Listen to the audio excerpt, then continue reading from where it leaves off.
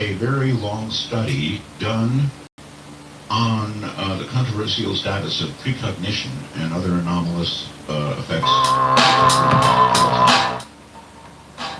I know precognition personally, I know it's real, and I would love to learn more about it, and I'm sure we'll find a guest on precognition. Perhaps somebody in the scientific field who can tell us what they think's going on. I mean, there's no question about it. We're going to be talking to Kaji Helpers of Cody Lodi in a few minutes, and this is probably where the discussion will begin. Whatever you want to call it, this precognition, it's an instinct, I think, in human beings. I'm not sure about that, but that is my best guess. It's like an instinct. You know, a feeling you have that something is right or wrong. A feeling that somebody is good or bad when you meet them, instantly, that kind of thing. But extended.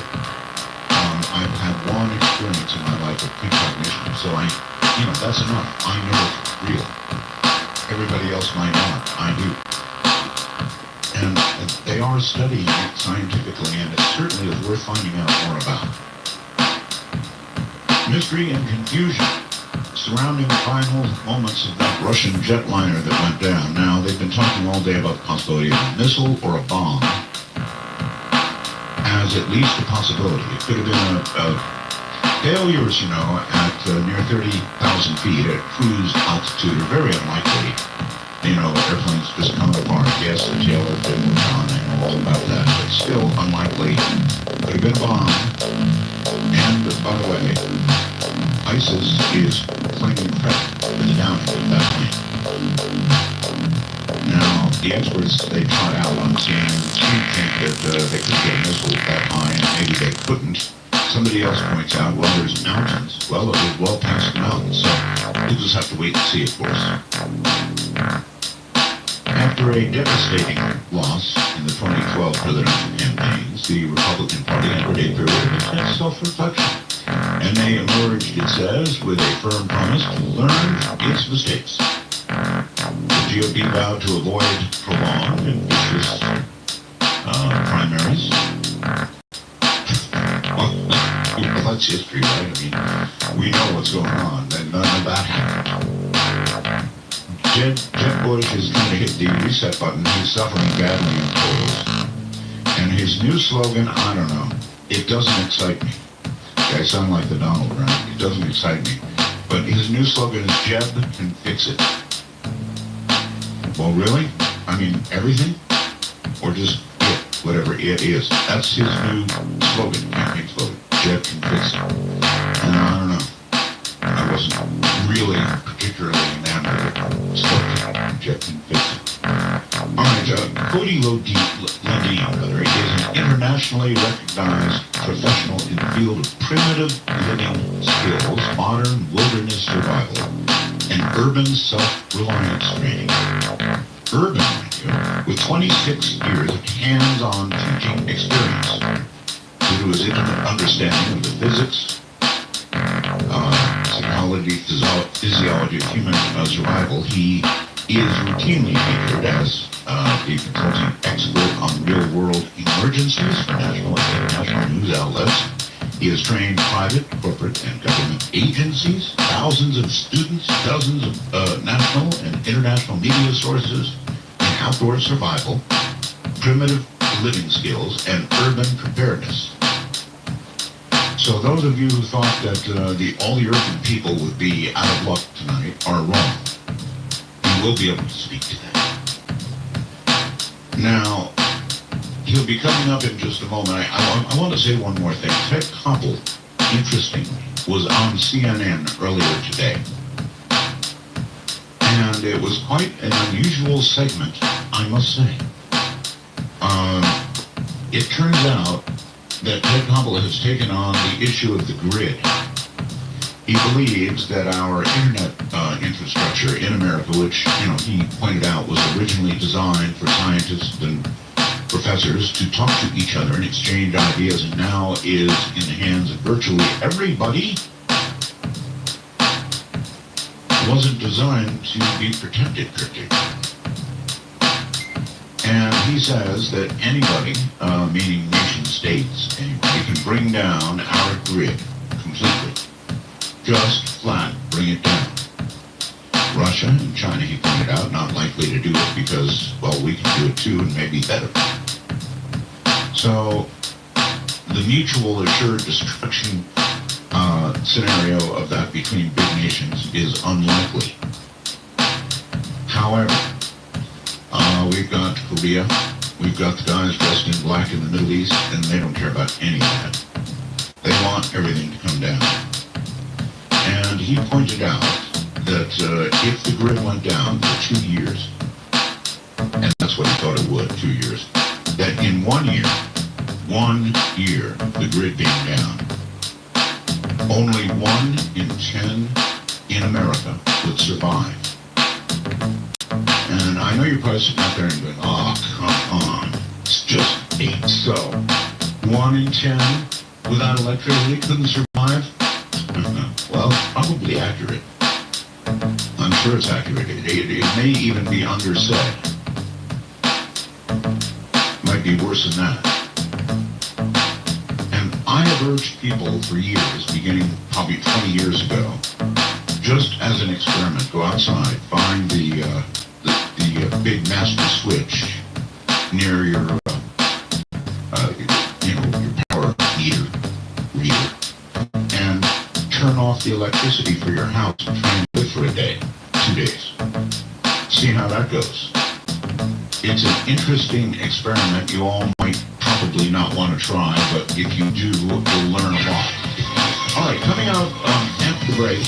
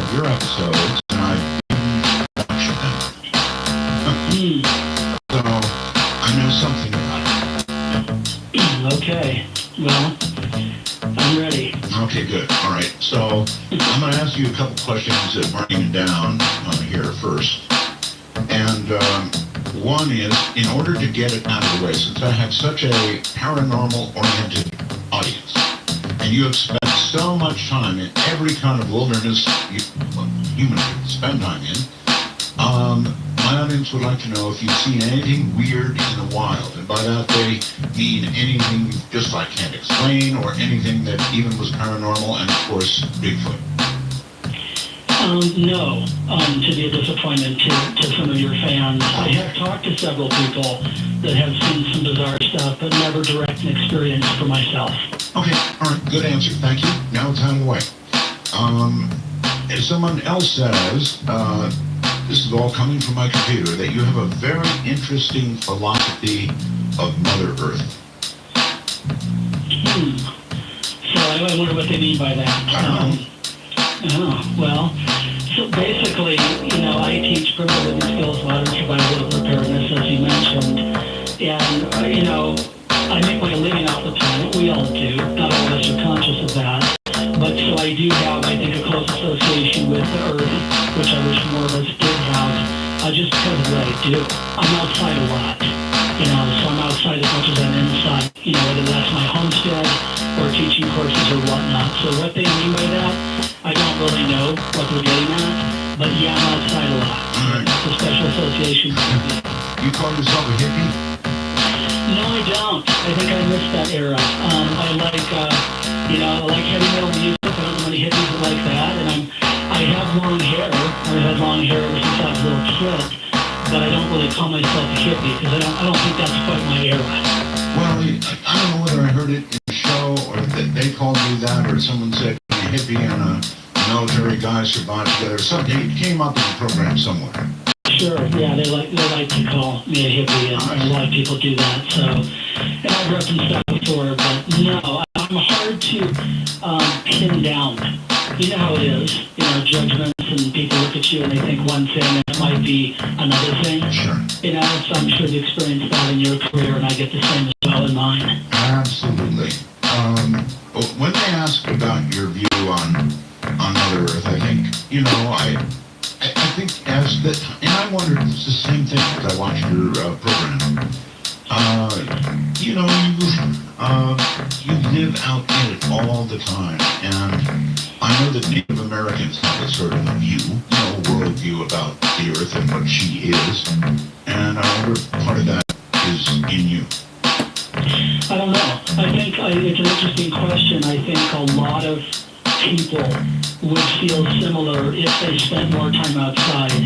And to even have you ask me that question kind of personifies what's going on, in our modern world. A lot of us don't spend a lot of time outside. And I'm not saying you have to go out in the wilderness to get refreshed by Mother Nature, for lack of a better term, but just we have our head up, where.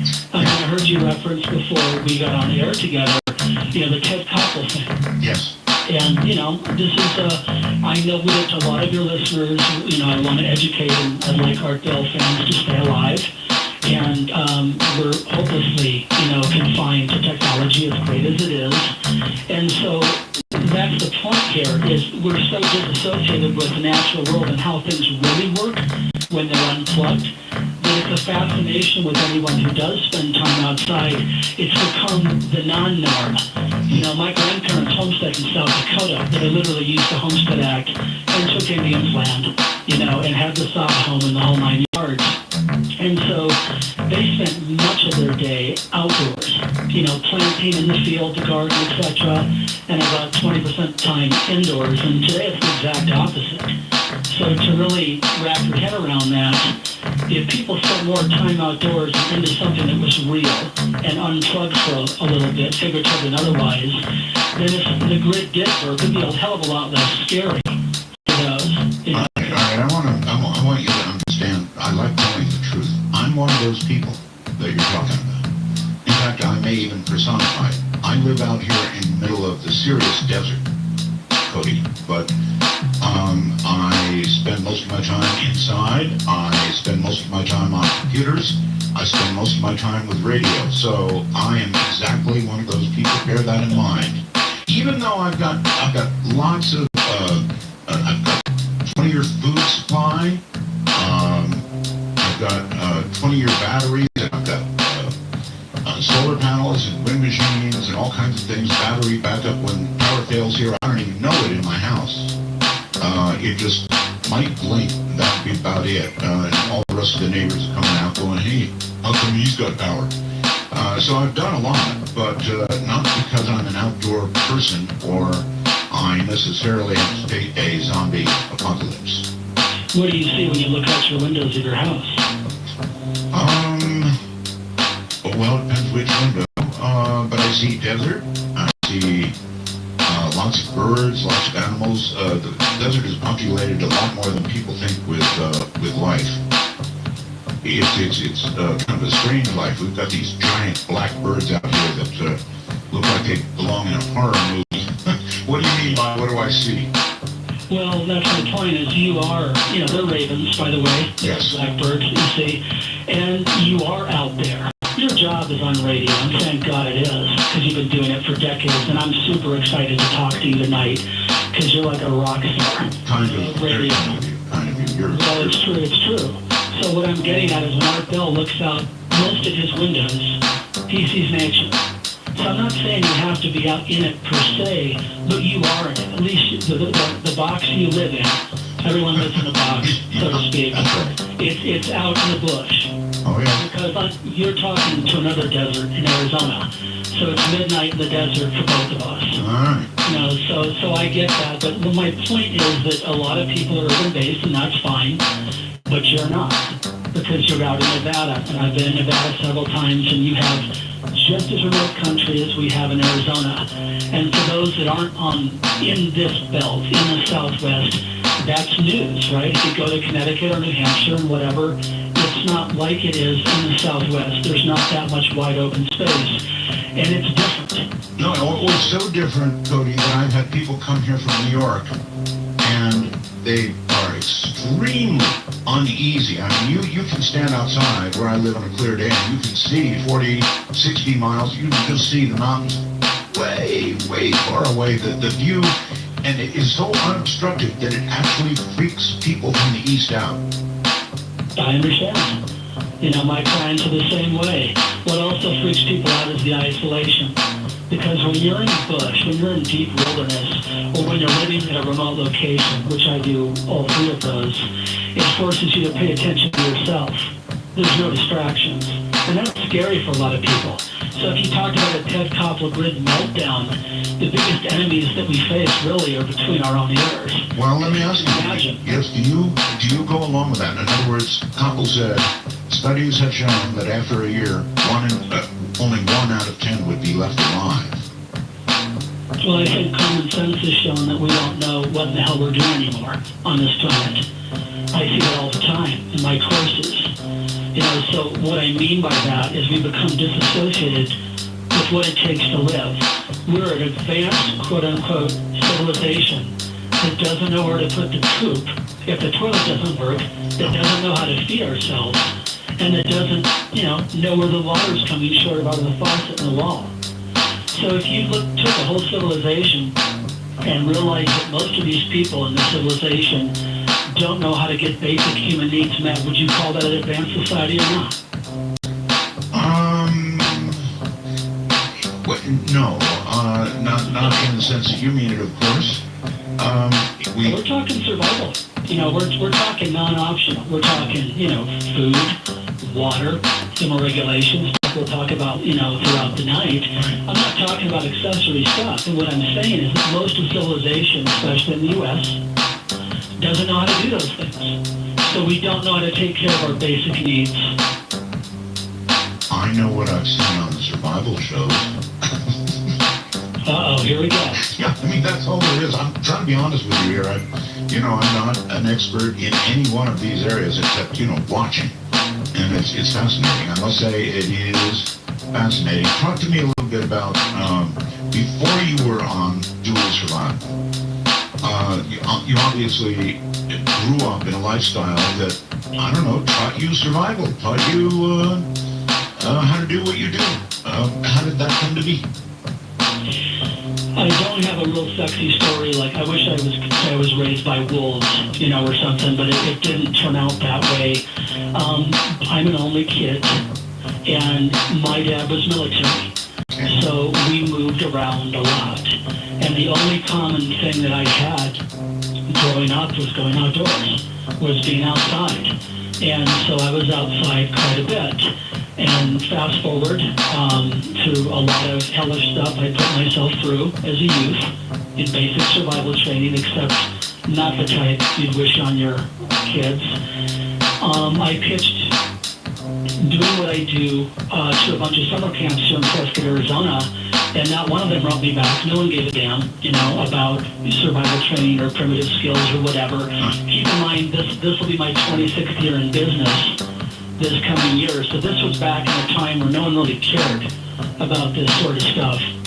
And that led to very, very slowly clawing my way to courses that people enrolled in, etc. Through something called a flyer. It was on a piece of paper, and you could get pretty colors at the coffee store. Yes. And I would put them on something called a phone booth. Do you probably remember those? I remember them, yes. Yeah, and on stores and windows and wherever I could put this colored piece of paper saying, hey, This is my Aboriginal Living Skills School. I'm teaching skills, and that's literally how it started out, Art, because there was no Facebook, there was no cell phones, there was no YouTube, there was no way to project yourself as something you're not, to be picked up by the next network as the flavor of the month survival show on TV.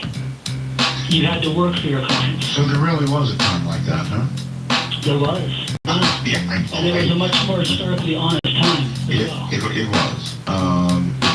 I'm sort of convinced, Cody, this is one of my personal things, that we get as we get older, we get slowly more and more disgusted with everything that's going on, the music, the young people, everything that's going on, so that by the time we're finally ready to pass on, it's like, all right, get me out of here, I'm done.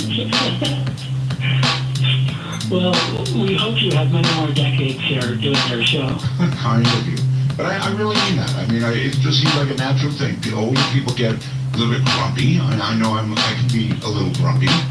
People write to me all the time and say, boy, you were so grumpy last night. I didn't think so necessarily, but they thought it. So I guess I can be. And I know you can be. So as we get older, that happens. And what's going on around us seems kind of crazy, huh? It can be. I know you're passionate about radio. Oh, yes. You have to be, right? And I have the same passion for my profession. And along with that passion comes a very limited tolerance for BS, which I'm assuming you have as well. That's right. And I put up with a lot of it. I'm sure. Sometimes on this program, Cody, I know that I'm getting BS, and I just let it go because it's very entertaining. Sometimes I can't stand it anymore. And I say to the guest, oh, come on, I've had it. This is complete BS. Anyway, yeah, it's happened. It's happened. So, can we talk a little bit about,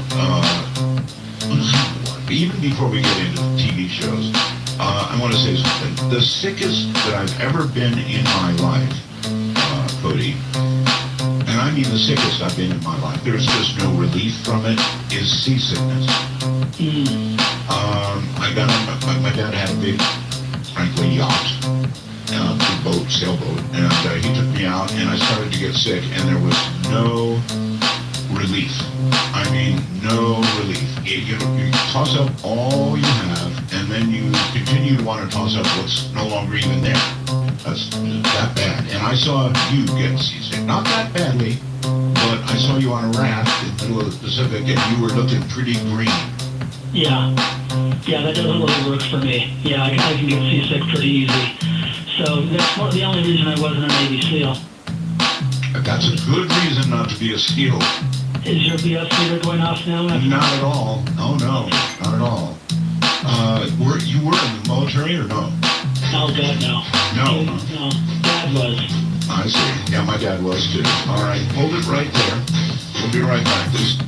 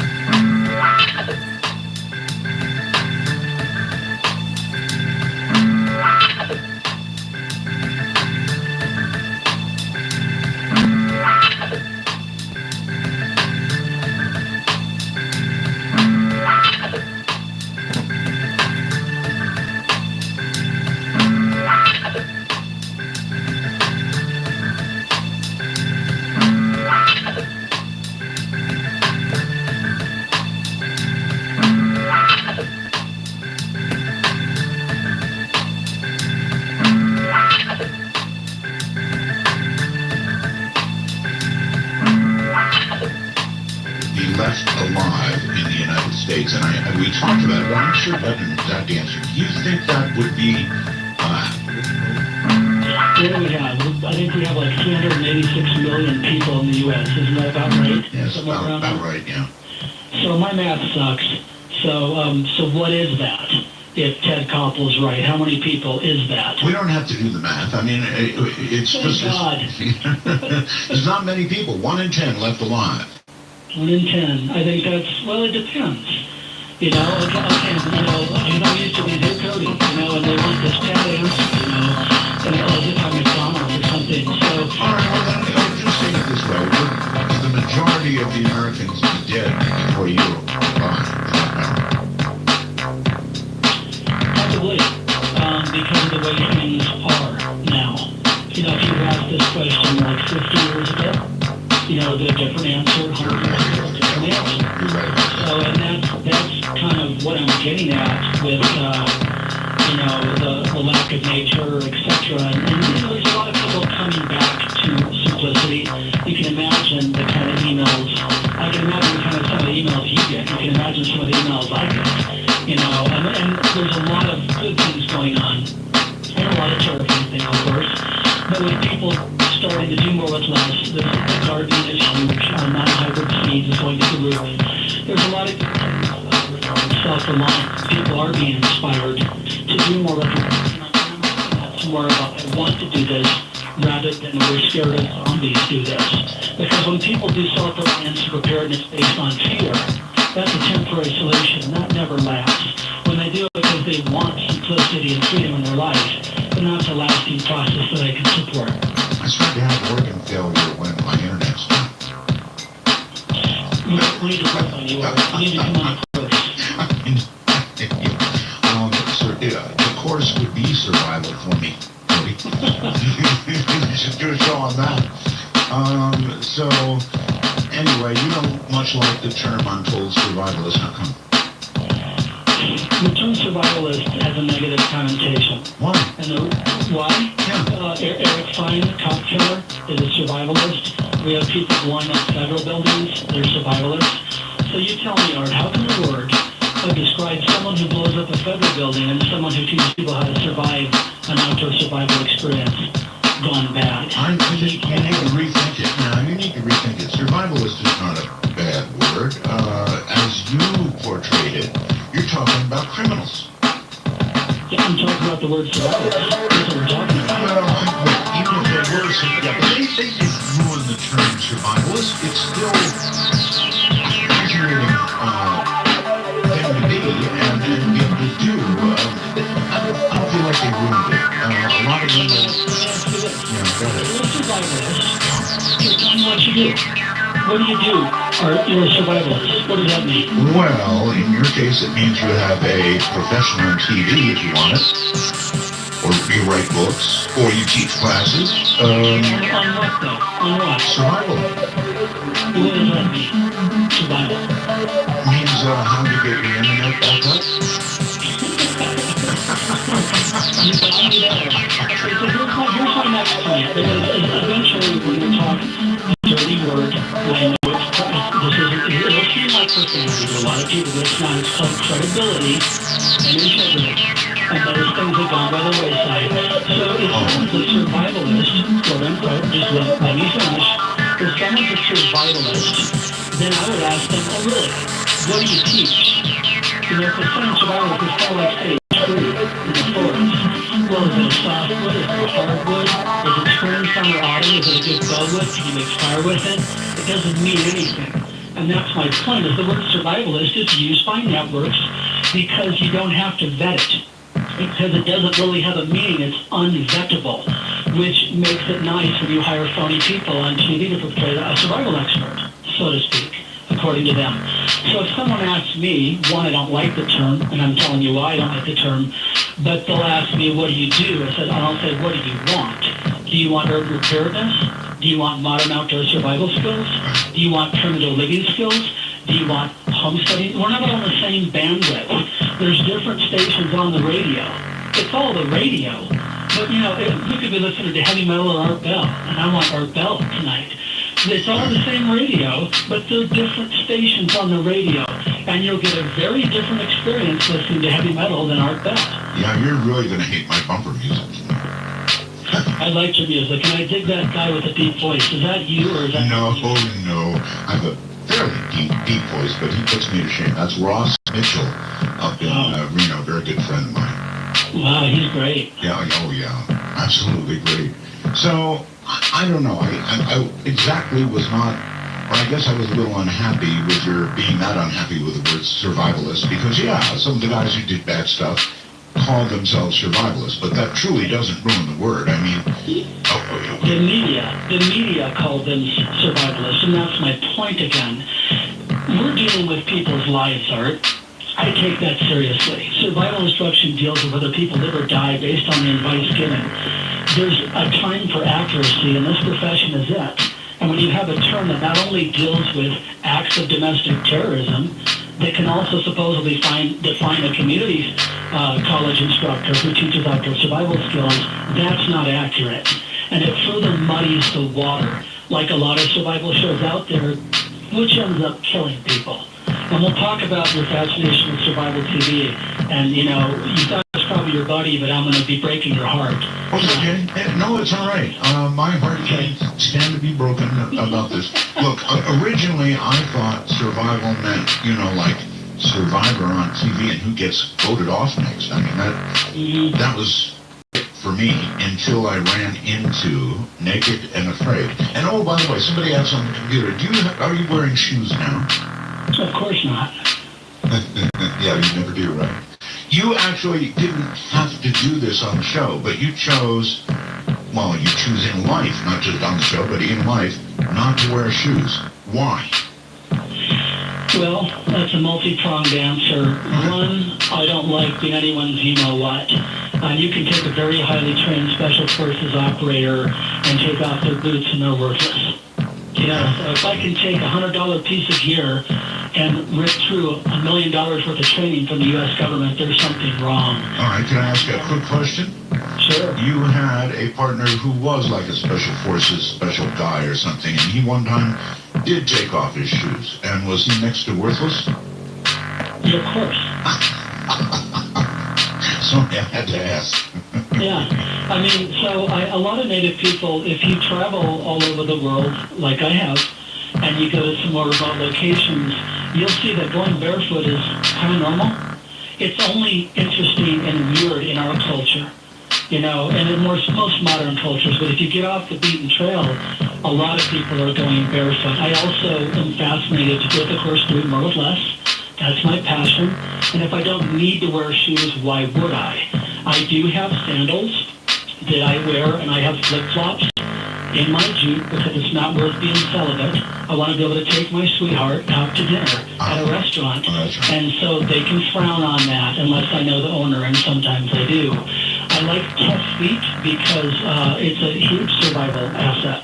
All right, well, let me stop you right there and say, for the average tenderfoot person like myself, if I decided I wanted to toughen up, make my feet tough, and at my age I don't, but if I did,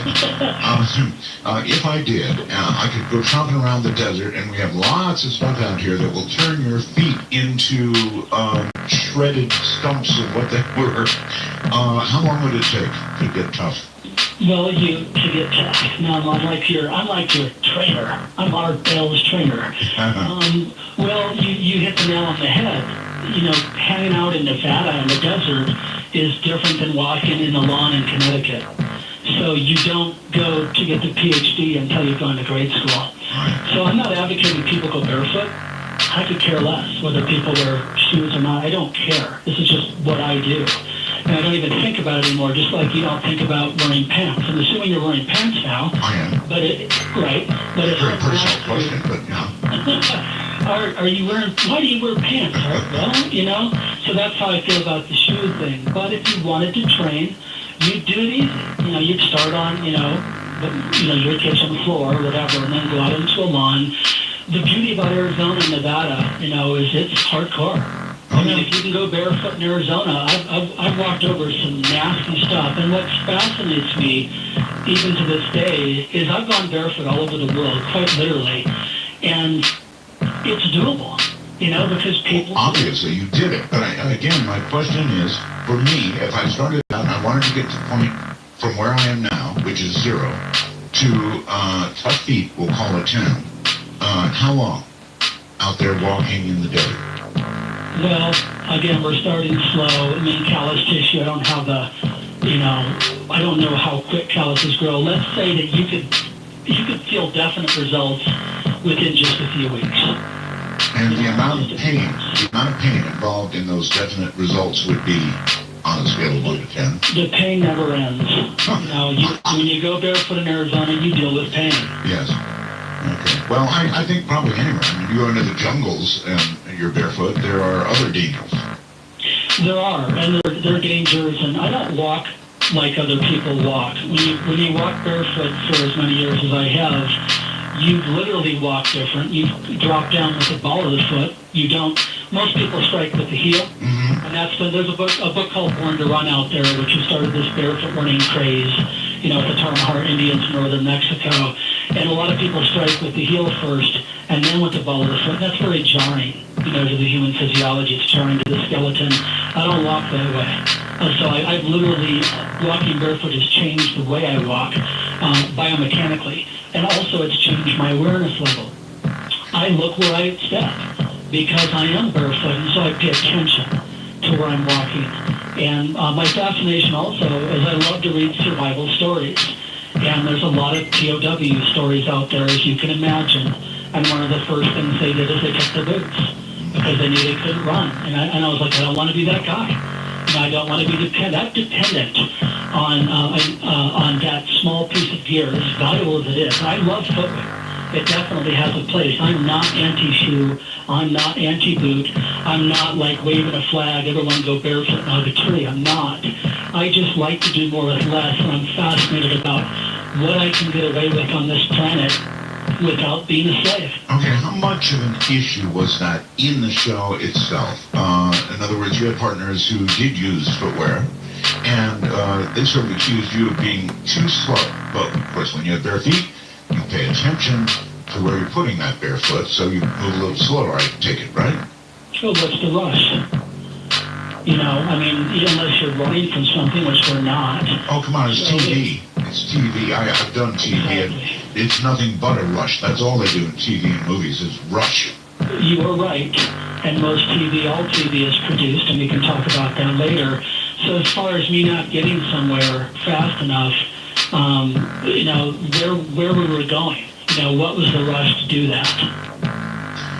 Well, I think the only complaint was it was TV, And so, on the other hand, I have so much respect for you that you did that you went barefoot. And so let's jump ahead just a little bit, because I can't stand not talking about it. I do watch Naked and Afraid, and it does seem to me, Cody, that, my God, being dumped off in a jungle, or in Africa, or Nicaragua, or whatever the destination is, absolutely naked, particularly in the jungle, is really, really terrifying. And even if you don't consider all the possible dangers and things that can happen to your skin, which are many, the bugs generally eat you to death.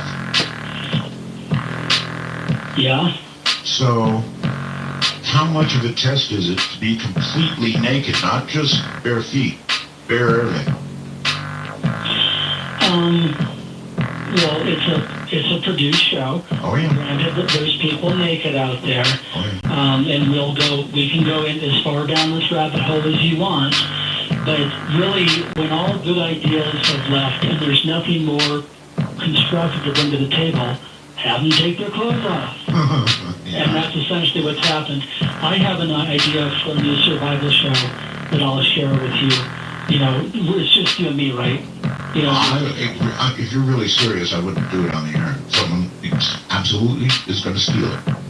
Okay. Well, I'm gonna just play with that thought. This is for discovering all the networks out there. You take a man, take a woman, you take their clothes off, you put them in the wilderness, and you film them doing you know what. Oh, I see. Doing it, yeah. Yeah. I think it's a unique idea, pretty original, and it's a hell of a lot better than just watching them try to make fire with sticks. All right, but look, I will say this, in their defense. The nakedness seems to be an issue for maybe the first day. And then when they figure out they don't have water, they don't have food, and they don't have shelter, somehow it slips to second and third and fourth and then forgotten finally when they're starving. Right. Let's talk about Naked and Afraid Butte, Montana in January. They're dead. Well, they're dead, yeah. Right, so those shows, and the show Survivor, there's a reason they're always filmed in temperate regions. Because the biggest causes of death are lack of thermoregulation, either hypothermia, the body core temperature drops below 98.6 degrees Fahrenheit, 37 degrees Celsius, or hyperthermia when it climbs up. So when you take away the two biggest causes of death in outdoor survival, you can just have all the time you want sitting under the coconut tree arguing and bickering and trying to catch the rat with your hair or whatever. Do you see what I'm getting at? I do, but I mean, it's still tough. I mean, they are starving. A lot of them never do catch anything worth any protein at all in 21 days. And, 35 pounds gone. Boom. So what are we learning by this? Because any one of us could take a bunch of people with no experience and throw them out in the woods and film it. They used to do that in ancient Rome. It was called the gladiator days. Just let's throw a bunch of tigers and throw a dude out there and see what happens. What are we learning from that, Art? Well, no, wait a minute. On Naked and Afraid, they do go in with some, sorry for the word, survival training of some sort. He was in the military, one guy in the military, special forces. Sure. We can talk about that later, too, about in the military. And usually the girl was in at least the Girl Scouts, So, most of the people on TV on these shows have no experience in survival skills. Okay. And I've dealt with several of them in more ways than one, including those on Naked and Afraid. Okay? Yeah. So I had a woman call me from Atlanta, Georgia, and she had a very thick accent because she was from Atlanta, Georgia. And she was going to be on Naked and Afraid and wanted to do that. And this producer told her that she might want to brush up on her survival skills. Brush up. And I enjoyed this conversation so much. Usually I have an employee that takes my calls because I can get some weird calls. But I took this one myself. And I asked this woman, okay, so what is your experience, ma'am? Because she was coming to me, she wanted some training, okay, to do this TV show called Naked and Afraid. Sure. And I asked her 3 times, what is your outdoor survival skills experience, ma'am? And she finally said, well, I do nature hikes. In other words, none. Yeah. So the producers were, the key word here is brush up. Brush up means go learn it from scratch because you don't know anything about outdoor survival. So when you take someone and strip their clothes off, which helps with thermoregulation, is key to survival, and you put them in a wilderness environment and expect them to live off the land with minimal gear, you're going to the epic PhD of survival training. I don't even know if I'm there yet. And when you take novices and put them out there and you have them sign a legal waiver that says they can't sue Discovery Channel if something inept goes on, and you deal with the production company that has no survival skill experience and a network that has no survival skill experience, then there's going to be some issues. Team and a network. Okay, well, a lot to talk about there. Wonder how she made out. Wonder which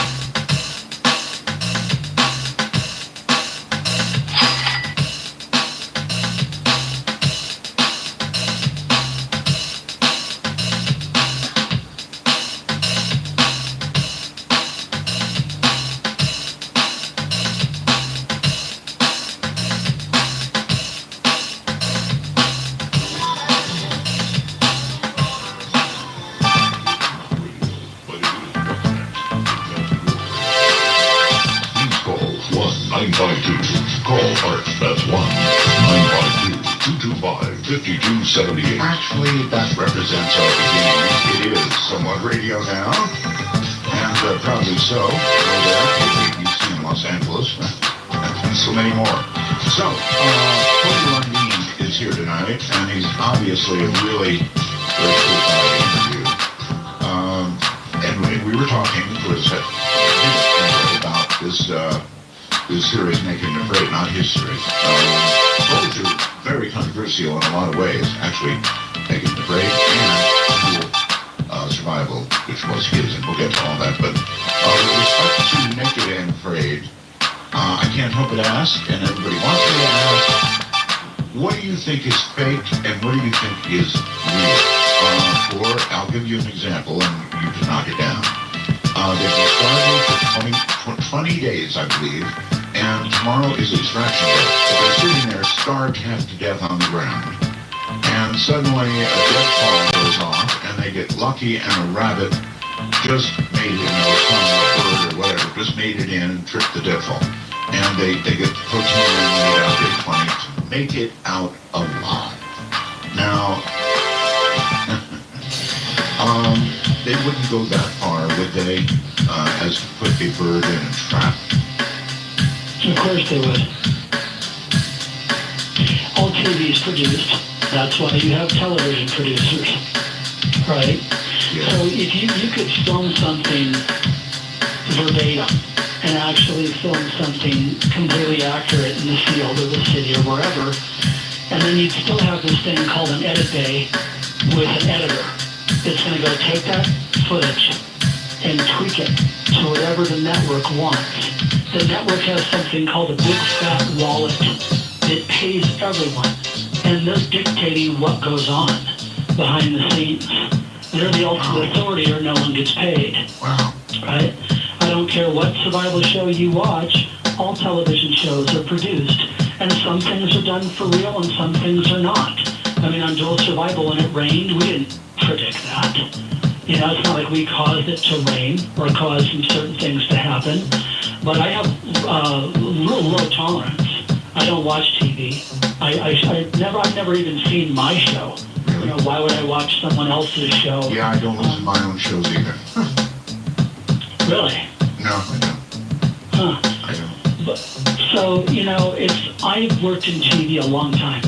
You know, since the mid-90s. I had one of the first survival shows on Discovery in 2003, pre-Les Stroud, pre-Edward, you know, etc. So I've been behind the camera, in front of the camera, I've produced, I've written, I've directed. You know, so I know all sides of this lens. And one of the reasons I chose to do Dual Survival was, one, it seemed less BS. And keep in mind, I got the job in 2009. And we started filming in January of 2010. A lot has changed since then. And I assumed Discovery had credibility. At one point they did. Now they're claimed to fame as having some idiot in black spandex try to shove his face down a snake's mouth. So they've degenerated into that. But Dual Survival at the time was kind of one of the earlier survival shows. I took the show because I was getting paid. Because I'm a professional, I get paid for my work. Sure. I took the show because I could travel the world and I could learn and teach survival skills. It was an awesome opportunity to do that. I took the show to directly counter some of the nonsense that was out there on other survival shows, because I was tired of having my students come to my courses and ask me, well, can't you drink your pee? Or whatever it is. And there's a lot of survival shows. Here's what you need to remember, Art, about this. When you watch television, you're in the low alpha waves. So that's what TV induces, low alpha. And that means a relaxed state and suggestibility. So that's why commercials soften people up, right? That's why you buy the Clorox or whatever. So TV is all about images. The reason I put the crazy cartoons I have in both of my books is because I know when people are really scared, when that sympathetic nervous system kicks in and the epinephrine dumps in the body and all complex and fine motor skills go to hell, that they're not going to remember what I have written. They're going to remember my illustrations in my books. So when you watch television shows, when you watch survival TV shows by a network with no survival experience, by a production company with no survival experience, by most hosts with no survival experience, and you're in that alpha state and you're susceptible to the training, to the imagery, you're being fed BS. And the problem with that is when people are in crisis situations, if they're ever in a real survival situation, what comes to the forefront of their memories are those images they've seen in that suggestible state on TV. What I'm getting at is death. Okay? It's not a joke. My profession No. is with keeping people alive. Yes. And I take it very, very seriously. And when I see networks making a mockery out of my profession, like if you can imagine if they did that with radio, you'd be pissed off. I'm pissed off about it because one, I have to pick up the pieces with my clients, and two, some of the survival programming has killed real people that have thought what they were watching on television was real. Have people died on reality TV survival shows? They have that helicopter that went down. Well, 3 people died on a Discovery Channel show with my ex-co-host. 3 people were killed in LA. And then I think 9 people were killed, I think it was in France, on a TV survival show they had there. And just wait, there's more coming. That's why Discovery has no contract. You can't see them if something goes wrong. Well, if I were Discovery, I'd have that in the contract too. I understand that, but we're dealing with risk here. We're dealing with gross negligence is what we're dealing with. All right, well, let's go back to that. I want to close the chapter on the lady who came to you that we were talking about. What do you do with her? Did you teach her, help her at all to prepare for Naked and Afraid? I said, call me back. She said she was going to talk